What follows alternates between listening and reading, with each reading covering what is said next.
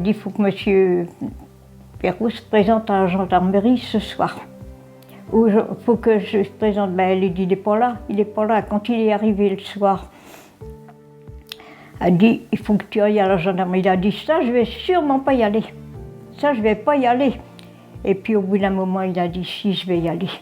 Parce que sans ça, c'est ma femme qui m'a emmené. Il savait très bien. Ah, oui. Ce monsieur Perrault-là, qui avait fait la guerre de 14, il est revenu de la déportation. C'est le seul rescapé de camp qui est revenu. Mais jamais il n'en parlait. Il ne fallait pas en parler de ces moments-là. On a caché ça. Il ne fallait pas en parler du tout, du tout.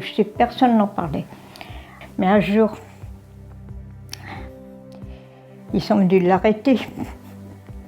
Aussi, on les a vus passer. On a vu. Vous savez, on les reconnaissait. Alors ils sont passés sur les promenades devant la maison, puis elle me dit, Germaine, regarde où ils vont. On se méfiait. Il y avait la porte qui s'ouvrait à 2 battants, il y avait une porte vitrée qui s'ouvrait. Alors je regarde, je dis, s'arrête à la poste. Mais ils arrêtaient Madame Lenné. Alors monsieur Perrault est donc parti, lui, le premier, monsieur Perrault, monsieur Dubas, un garagiste en face de l'ancienne gendarmerie, hein, là, monsieur Dubas, monsieur Dupont, qui était le café de l'Étoile, là, au coin, là. Dubas, monsieur Lenné, c'était les 4 premiers, ça. Ils sont partis tous les 4 le même jour, là, oui. Et puis 2 mois après, c'était le tour de... Alors moi je suis restée couchée à ce moment-là avec Madame Perrault, quoi.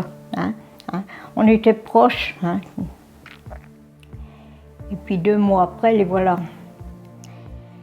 Vous savez, ils nous faisaient peur, ces Allemands-là avec leurs bottes, leurs grandes casquettes, là, ils étaient impressionnants. Ils étaient vraiment impressionnants. Hein. On disait qu'ils faisaient de la résistance, mais on n'en savait rien. Ceux qui faisaient de la résistance, ils n'en parlaient pas. Hein. On ne savait pas. Mais on ne savait pas s'ils faisaient de la résistance ou pas. Hein. Ils ne le disaient pas. Madame Perrault n'en faisait pas, mais soi-disant, on disait au moment que soi-disant qu'elle avait défilé un 14 juillet. Il y avait de la haine entre les... Il y avait quelque chose on vendait pour livrer quelqu'un aux Allemands, c'est quand même terrible ça. Hein. Ils savaient qu'ils allaient, enfin je sais pas, la guerre nous a marqué beaucoup, notre époque. Hein. Parce que vraiment, quand les Allemands sont arrivés, je me rappelle, mon père avait fait la guerre de 14, hein. Vous savez, il a pris dur de voir l'occupation. Hein. Quand on les a vus arriver, je lui dis que c'était terrible, parce qu'ils entraient dans les maisons et ils étaient comme chez eux. Hein. Non, qu'est-ce qu'on avait peur. Ben, c'est l'amour, un message d'amour, quoi. S'aimer, hein, s'aimer, là.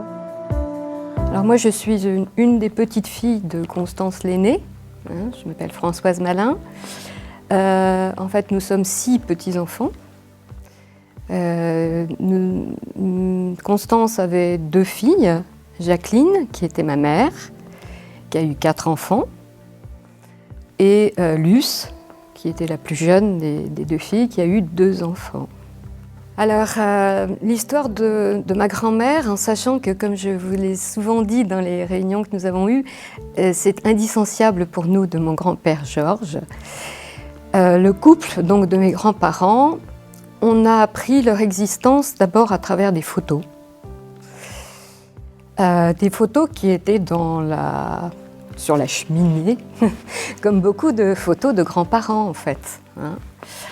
Et on l'a appris aussi à travers une absence douloureuse. Et très vite, on nous a appris que nos grands-parents étaient morts. Et on ne nous a pas parlé au départ de résistance ou encore moins d'héroïsme. On nous a simplement dit qu'ils étaient morts parce qu'il y avait eu la guerre. L'autre volet, et ça a été la trame, je pense, de nos 6, les petits-enfants, ça a été l'absence douloureuse, la douleur de nos mères. Une douleur qui n'a pas envahi la vie. Nos parents n'ont pas voulu que nous grandissions dans la tristesse, dans la haine, encore moins. Mais cette douleur, elle était latente jusqu'à la fin de la vie de ma mère. Elle est encore là à travers ma tante. C'est une douleur silencieuse, car finalement, on nous a parlé de nos grands-parents, mais on a laissé la vie se vivre. Et au cours de ces nominations, elle a été nommée Acran. Et la poste n'était pas très loin de l'étude de Maître Doisneau. Et assez vite, mon père a repéré cette petite jeune femme qui était à la poste. Et assez vite, ma mère a repéré ce jeune clerc qui était, disait-elle, plus fin que les hommes qu'elle avait l'habitude de voir. C'est vrai qu'il était assez délicat et assez intelligent, et ça lui a beaucoup plu. La guerre qui déjà se profilait, car ils avaient la TSF, et depuis plusieurs années, ils commençaient à écouter les nouvelles nationales et internationales, et ma mère se souvient très bien, elle avait une quinzaine d'années, mais elle se souvient très bien de l'angoisse de ses parents. D'entendre déjà ce fureur du Troisième Reich, ce furieux du Troisième Reich. Et je pense qu'ils avaient très vite compris quel était le danger. Après, ils sont rentrés tous les deux dans des réseaux de résistance.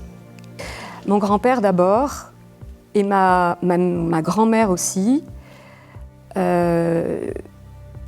Ils se disaient évidemment peu de choses à la maison, parce que de toute façon, même quand les couples étaient impliqués, il fallait essayer de séparer le plus possible les réseaux et les informations. Ce rassemblement gaulliste, auquel ont participé un certain nombre de crânais, dont mes grands-parents.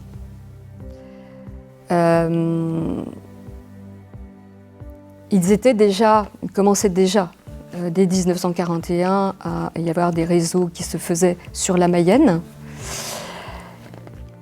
Il y a eu ce rassemblement gaulliste. Et malheureusement, je pense que cela a conduit quand même à afficher mes grands-parents comme opposants. Et donc le premier à être arrêté, le jour de son anniversaire, un 15 novembre, ça a été mon grand-père.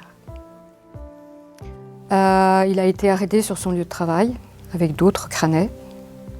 Ils ont été d'abord interrogés. Je vous laisse deviner le côté très sympathique de l'interrogatoire. Puis envoyés en prison à Laval. Et puis, quelques mois après, c'était ma grand-mère qui était arrêtée aussi sur son lieu de travail. Je ne peux pas vous le dire parce qu'ils ne sont pas revenus et que ceux qui sont revenus, je crois, n'ont pas pu parler pendant des années. J'ai du mal à penser qu'ils s'attendaient à vivre cette inhumanité. Qui aurait pensé que dans cette civilisation européenne, on arriverait